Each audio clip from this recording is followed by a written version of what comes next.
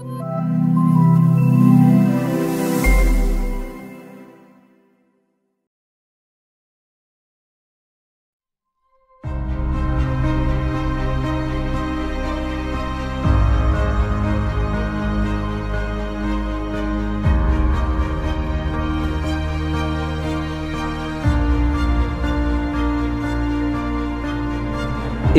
sektor pariwisata saat ini kami lagi terus lakukan percepatan, tidak hanya Pulau Beras Basah yang sudah ikon. Dengan mereka inovasi dan improvisasi itu lahirlah sebuah inovasi dalam produk layanan malam.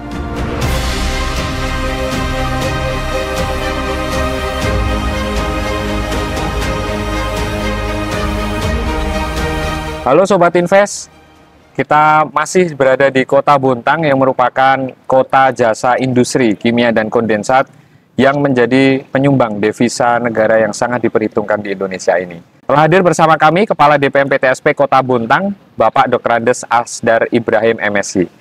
Selamat siang Pak Asdar.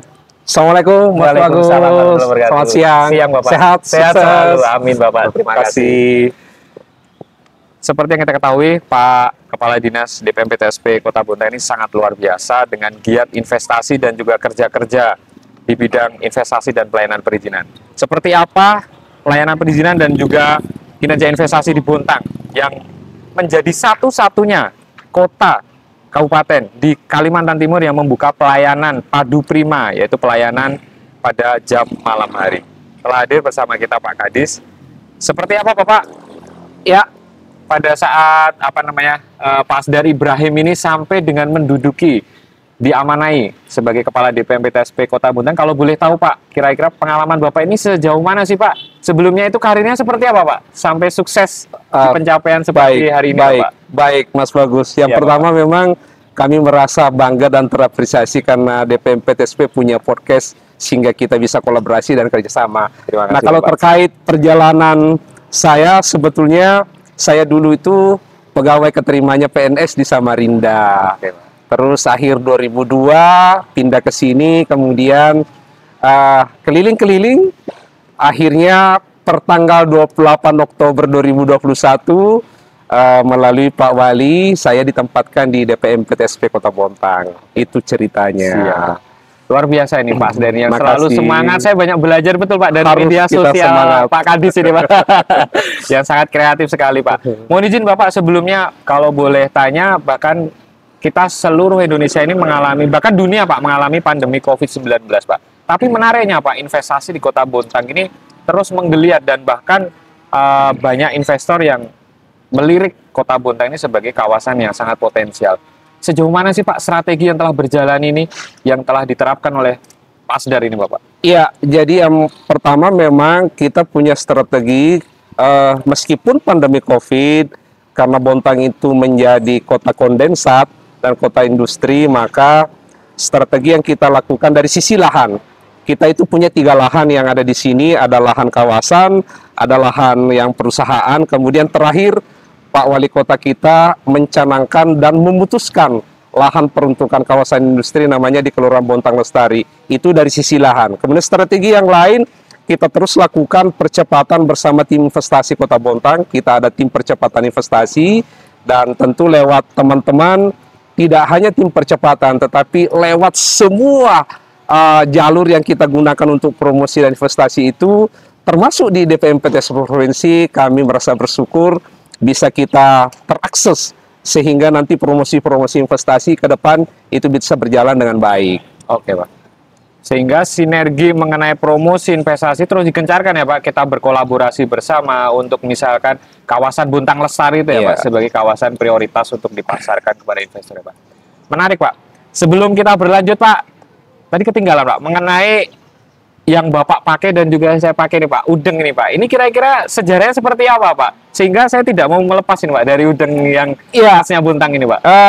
Ini sebetulnya investasi sektor UKM. Ini ketika kita bicara investasi, ini investasi sektor UKM. Dulu Pak Wali mencanangkan bahwa bagaimana Bontang itu satu mesti harus ada pakaian batik khas Bontang. Kemudian kedua, dengan pakaian batik itu harus ada ini Mas Bagus, harus ada aksesorisnya dan kita lombakanlah Udeng itu melalui Dinas Pariwisata, Disporapar, Dinas Pemuda Olahraga dan Pariwisata. Dan inilah yang kita pakai hasilnya sekarang. Beliau sudah punya ada edaran ke setiap acara resmi, setiap hari Kamis itu mesti memakai Udeng, dan kami bangga memakai ini karena memang menjadi ciri khas Kota Bontang sekaligus pemberdayaan investasi sektor UKM. Oke, Pak. Siap. Sehingga ini sinergi ya Pak antara UMKM bangkit juga dengan partisipasi dari ASN di Bontang ini atas instruksi Pak Wali untuk dipakai ya Pak. Iya. Saya luar biasa Pak, bisa senang ini Pak pakai udangnya ini. Pak Kadis mohon izin Pak. Kemudian kami izin mau bertanya mengenai sejauh mana sih Pak hilirisasi yang sedang digiatkan dari pusat ke daerah-daerah ini Pak, terutama di Kota Bontang Pak. Seperti hilirisasi Kota Bontang ini seperti apa Pak kira-kira? Baik, jadi kalau hilirisasi sektor migas misalkan, Mas Bagus, kita sampai saat ini kami masih punya peluang untuk menyampaikan sekaligus menawarkan investasi ke investor baik dalam maupun luar negeri, terutama di sektor misalkan pembangunan pabrik logam, pabrik sarung tangan karet itu memang belum ada, dan itu sektor hilirisasi migas bisa jalan. Di sektor yang lain, insya Allah nanti misalkan kalau soda as sudah jalan di tahun depan, maka turunan dari soda as itu bisa kita buat pabrik kaca, kemudian kedua kita bisa buat pabrik deterjen dan seterusnya. Dan hari ini, Mas Bagus, ada calon investor dari Cina yang kami nanti akan antar masuk ke tidak hanya ke kawasan industri KIE-nya PT Pupuk Kaltim, tetapi ke kawasan Bontang Lestari, sehingga investor Cina yang tertarik dari turunan tadi itu pabrik kaca dan polisilikon. Sehingga kalau ini mereka nanti tertarik, tentu mereka akan mereka akan presentasi lebih lanjut di hadapan tim percepatan investasi termasuk di hadapan wali kota. Artinya kalau ini semua berjalan, kami tentu merasa bersyukur karena memang meskipun Bontang 70% laut dan daratannya tidak seberapa, tetapi Bontang ini kalau diibaratkan Mas Bagus gadis ini gadisnya menarik karena sudah memang tertata dengan baik, semua terpola dengan baik, termasuk tadi plotting untuk peruntukan kawasan terbaru di Bontang Lestari yang nanti kita akan sambut investor ke depan. Oke, baik. Ini artinya luar biasa ya Pak, artinya kerja-kerja itu sangat nyata Pak, termasuk hari ini aja sudah ada beberapa investor yang akan mengunjungi Kota Bontang. Menarik ini. Pak Kadis mohon izin Pak, menyambung dari Pak Wali Kota tadi mengenai konsep pariwisata Pak, yang akan menjadi salah satu fokus utama di dalam pengembangan investasi ini. Kira-kira sejauh mana Bapak dalam penerapan investasi di sektor pariwisata Kota Bontang Pak? Iya, jadi kalau berbicara sektor pariwisata, investasi sektor pariwisata saat ini kami lagi terus lakukan percepatan, tidak hanya Pulau Beras Basah yang sudah ikon. Ada 2 pulau yang sekarang kami coba tawarkan ke pihak investor, tidak hanya dalam dan luar negeri. Yang pertama ada namanya Pulau Malahing, terus ada Pulau Gusung. Kami punya tagline Pikat, Malahing, dan Pulau Gusung. Potensi investasi kawasan wisata Pulau Malahing dan Pulau Gusung, dan di sana nanti kita akan kembangkan karena secara RIPDA dan RIPO, rencana induk pengembangan objek wisata itu juga sudah kita punya, dan sekarang kita lagi menunggu hasil kajiannya, dan potensi Malahing, Pulau Malahing dan Pulau Gusung ini sangat bagus untuk dijadikan pendamping dari Pulau Beras Basah yang sudah jalan ini. Karena kemarin kita coba contoh misalkan Mas Bagus, 1 tahun kunjungan wisata di luar dari Pulau Beras Basah itu, Malahing dan Pulau Gusung itu ada 400-an ribu setahun wisatawan yang datang ke Bontang, sehingga ini bisa mengakses tentu satu multiplier efeknya secara ekonomi di bidang UKM, investasi jalan. Di bidang investasi investornya bisa menciptakan, kami masih menunggu pembangunan kolam renang, pembangunan infrastruktur dari fisik, ya semacam homestay yang lain, dan itu masih dibutuhkan terus, sehingga investor insya Allah kami meyakini pasti tertarik untuk datang berinvestasi di Kota Bontang. Baik.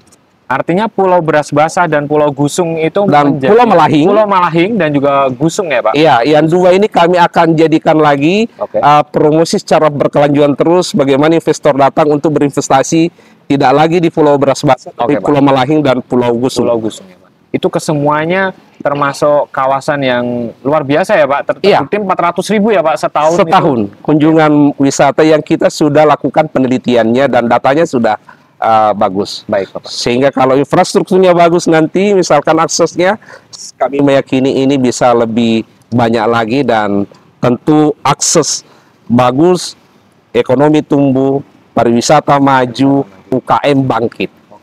Karena luar biasa sekali Pak, di Bontang ini pariwisatanya sedang giat-giatnya Pak. Terbukti di berbagai headline media itu pariwisata Bontang sedang menjadi giat-giatnya pasca pandemi COVID ini Pak. Selain tadi juga fokusnya pada hilirisasi dan juga migas ya Pak, yang menjadi andalan Bontang. Pak Kadis mohon izin Pak, ini agak menarik Pak. Saya kemarin tadi malam scroll mengenai banyak berita seputar investasi Bontang tuh, ternyata DPMPTSP Kota Bontang ini luar biasa Pak. Karena apa? Karena malam itu masih melayani.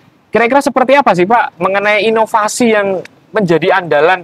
Sepertinya baru pertama kali ini Pak di Kalimantan Timur ini Pak. Kalau saya lihat dan saya amati dari berbagai headline dan juga data yang ada Bapak.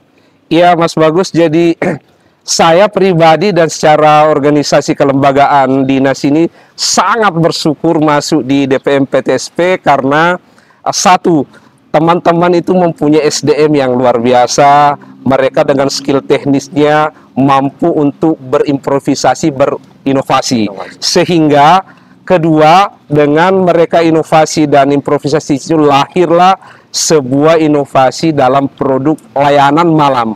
Karena kami kepingin memang masyarakat kita, pelaku usaha kami di Bontang, tentu tidak hanya Bontang tapi di luar juga yang ingin mengakses perizinannya di Bontang, kita akan layani dengan baik. Sehingga ada 3 tempat pelayanan yang kami sediakan. Ketika mereka tidak punya waktu di pagi hari datang ke kantor, maka bisa juga jaraknya dekat, ada mall pelayanan publik kita yang ada di Pasar Rawa Indah. Ini di atas pasar ini Mas, di lantai 4 ini. Kemudian ketiga, ketika mereka dua-duanya tidak punya waktu ke kantor dan ke MPP, maka malam pun insya Allah dari setengah 8 sampai minimal jam 10 di malam Rabu dan malam Jumat. Luar biasa. Kami namakan inovasinya Padu Prima. Pelayanan terpadu perizinan malam. Inilah yang kehebatannya, kami bersyukur dan pribadi Bapak bersyukur SDM di DPMPTSP Kota Bontang itu hebat dan luar biasa mereka kreasinya. Betul, sehingga saya tidak terlalu repot untuk koordinasi dengan beliau-beliau. Tinggal satu kata, ayo jalan, mereka sudah paham. Sudah paham, Pak. Ini menarik Pak, selain juga mall pelayanan publik Kota Bontang ini juga di atas pasar ya Pak, yang sangat sudah tertata, sangat bersih Pak. Tadi malam saya sempat penasaran Pak, melihat ke sana ternyata luar biasa Pak. Ternyata juga ada pelayanan malam itu ya Pak. Saya dengar juga Bapak juga menerapkan sudah sistem aplikasi ya Pak, misalkan penandatanganan elektronik, kemudian jarak jauh, sehingga itu tidak menjadi hambatan ketika investor itu datang Pak. Kira-kira seperti apa Pak, kok bisa ya Pak nanti penandatangan elektronik, digitalisasi layanan ternyata sudah lebih diterapkan sangat luar biasa Pak di sini Pak. Jadi memang moto kami kecepatan, ketepatan, keakuratan itu harus dimiliki oleh tim DPMPTSP Kota Bontang dan ternyata bisa.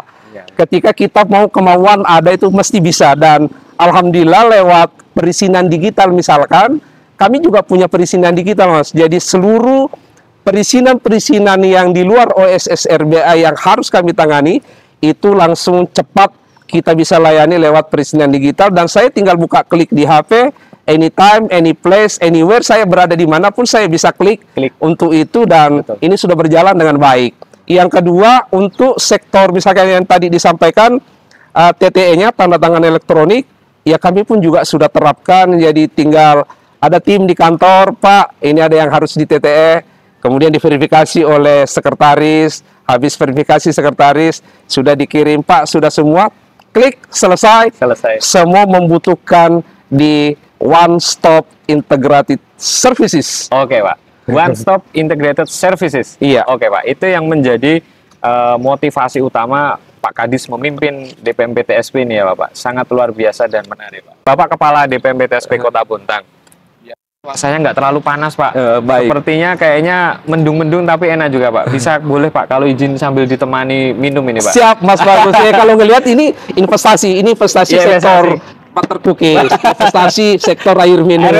Sama dengan itu formulasi air. Air ya Pak. Mas Bagus suka yang mana? Kalau Bapak suka yang Oke ini, Pak. kita bisa Kalau minum. saya yang lebih muda itu berani yang ini Pak. Oh berani.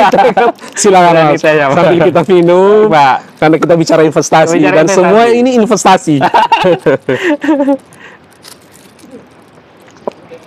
Tapi luar biasa ya Pak. Mengenai MPP-nya itu bisa sampai di pasar itu kira-kira ceritanya bagaimana filosofinya itu Pak? Iya, kalau bicara mall pelayanan publik, kenapa mesti di pasar? Sebetulnya karena pertama ada inspirasi waktu itu Kota Padang. Oke Pak. Kota Padang itu membuka mall pelayanan publiknya juga pas di pasar.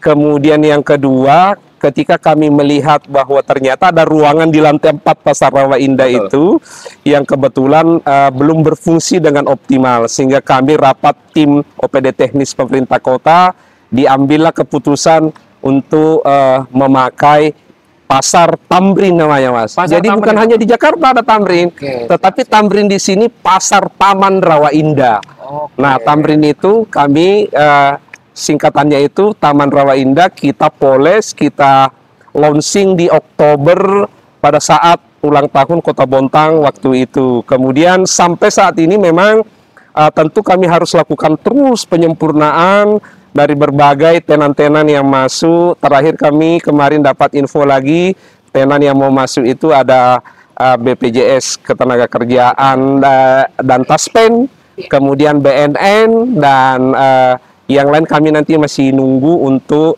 mereka terus di sana sehingga masyarakat Bontang itu terlayani dengan baik, cepat, dan mereka bisa menikmati bahwa ternyata pembangunan di Kota Bontang di sisi perizinan itu berlangsung dengan baik dan lancar. Baik Bapak, luar biasa sekali Pak. Boleh Pak saya izin minum lagi? Ini Pak? dia. Artinya Ini investasi mendukung. butuh semua ini. Kalau bicara investasi, Investasi ini, Pak. Iya, sangat indah dan mendukung. bagus bicara investasi memang Mas Bagus. Betul Pak.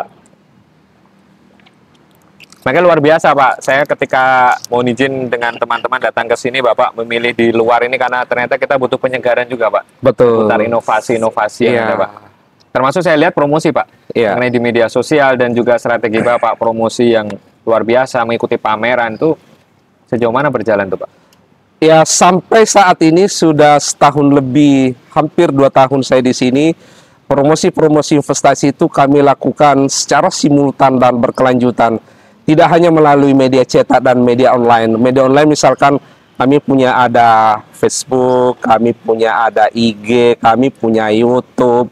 Kemudian tentu yang menarik karena insya Allah lewat DPM PTSP Provinsi nanti kita bisa digandeng. Siap. Terus kami masuk promosinya yang terkait investasi Kota Bontang. Siap. Sampai saat ini kami ingin menyampaikan ada 18 jenis kategori investasi yang bisa berjalan dan berlangsung di Kota Bontang, sehingga itu terus yang kami tawarkan ke investor di lahan 1.102 hektar yang ada di peruntukan kawasan Bontang Lestari yang tadi kita sebutkan. Sehingga tidak hanya lewat media, lewat event-event yang lain pun kami terus lakukan. Terakhir kemarin kami mengikuti Trade and Tourism Investment di Jogja, sehingga kami bisa ketemu jejaring-jejaring investasi yang nanti investornya tidak hanya dalam dan nasional, tetapi kami berharap ada juga dari luar, dari 18 kategori potensi investasi yang bisa dilaksanakan dan diinvest di Bontang.